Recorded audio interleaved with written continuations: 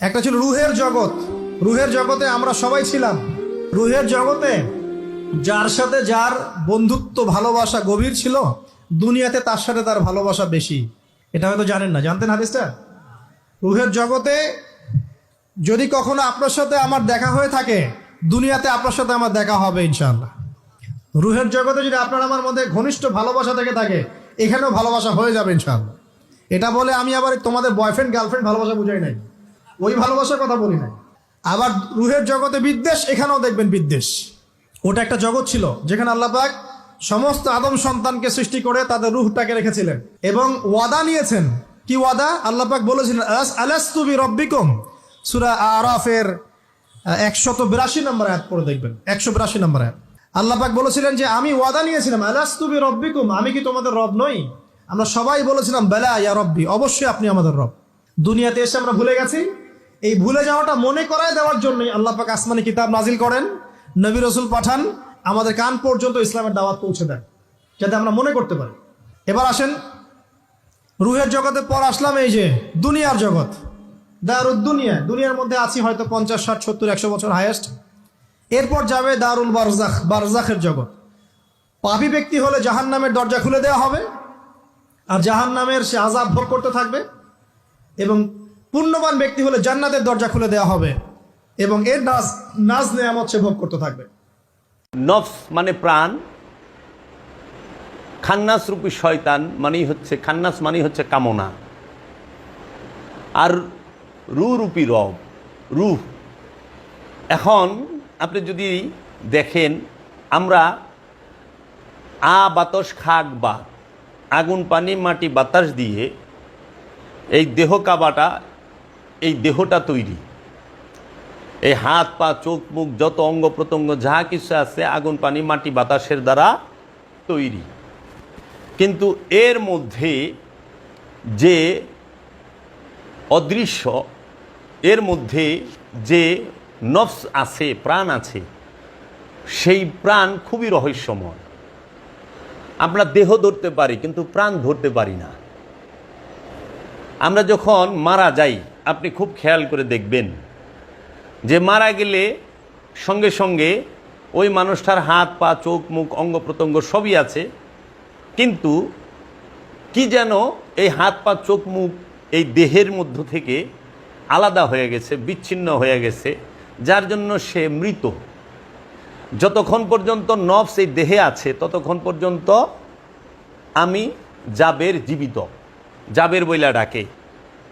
যখনই এই দেহ থেকে নফস আলাদা হয়ে যায় তখন আর জাবের বইলা ডাকে না, তখন ডাকে জাবেরের লাশ বলে, যে জাবেরের লাশটা কোথায়, জাবের চলে গেছে। তে এখন সারা জীবন আমরা জানলাম দেহের মাপ 3.5 হাত। মানুষ যখন মারা যায় লাশটাকে সমলি দিয়া সুতা দিয়া মাইপা নিয়া কবর খুঁড়তে যায়, একটা মাটির গর্ত খুঁড়ে যে মাইপা নিয়ে যায়, প্রত্যেকের দেহের মাপ তার হাতের 3.5 হাত। দেহের মাপ তো 3.5 হাত, কিন্তু যে এতকাল এই দেহের মাঝে বৈশা কথা বলল, কথা শুনলো, খাইলো, ঘুমাইলো, দিল নিল, যাই করলো, সেই নফস প্রাণ, সেই প্রাণের মাপ কয় হাত। দেহের মাপ তো 3.5 হাত পেলাম, প্রাণের মাপ আজ পর্যন্ত আমরা কেউই পাইলাম না। তাই দেহের আকার আছে প্রাণের, কিন্তু নফসের কিন্তু আকার নাই। দেহের আকার 3.5 হাত, নফসের আকার কয় হাত। নফস মাপা যায় না, নফসের আকার নাই, নফস নিরাকার, নফস ধরা যায় না, ছোঁয়া যায় না। তাই সারা জীবন জানলাম আমরা আল্লাহ নিরাকার, এখন তো দেখি নফস তথা প্রাণও নিরাকার। এর জন্য এদের বড়ই রহস্যময় বিষয়। আল্লাহ রব্বুল আলামিন এই দেহের অঙ্গ প্রত্যঙ্গের উপরে নফসকে সেট করে দিয়েছে। তাই বলছে তুমি দেখতে শিখো, কুল হুয়াল্লাহু আহাদ, তুমি দেখতে শিখো সেই অখণ্ড অদ্বিতীয় স্বয়ম্ভূ সত্তাকে, যাহাকে তোমার আষ্টে পৃষ্ঠে গিরায় গিরায় জোড়ায় জোড়ায় বেঁধে দেওয়া হয়েছে। সেই রহস্য আপনি যদি খেয়াল করেন, আপনি পাবেন নফস সে দেহ ছাড়া অদৃশ্য, দেহের বাইরে নফস অদৃশ্য, নফসকে দেখা যায় না, নফসকে ধরা যায় না, ছোঁয়া যায় না। নফসকে ধরতে চান, দেখতে চান, দেহ লাগবে। এর জন্য দেহ ছাড়া প্রাণের থাকার স্থান নাই। প্রাণের এই দেহ ছাড়া অন্য কোনো স্থানে থাকার স্থান নাই। তাই দেহের প্রাণের কবর, নফসের কবর হইল এই মাটি, আগুন পানি মাটি বাতাস দিয়ে তৈরি রক্ত মাংসের দেহ কবর। এই রক্ত মাংসের দেহ কবরের মধ্যে নফস তথা প্রাণ এই জাবের থাকে।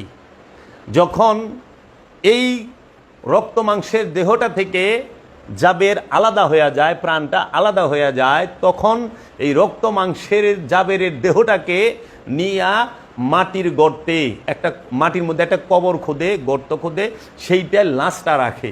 তাই দেহে নফসের কবর হইল এই দেহ, মানব দেহ, আর এই মানব দেহ লাশের কবর হইল মাটির গর্ত।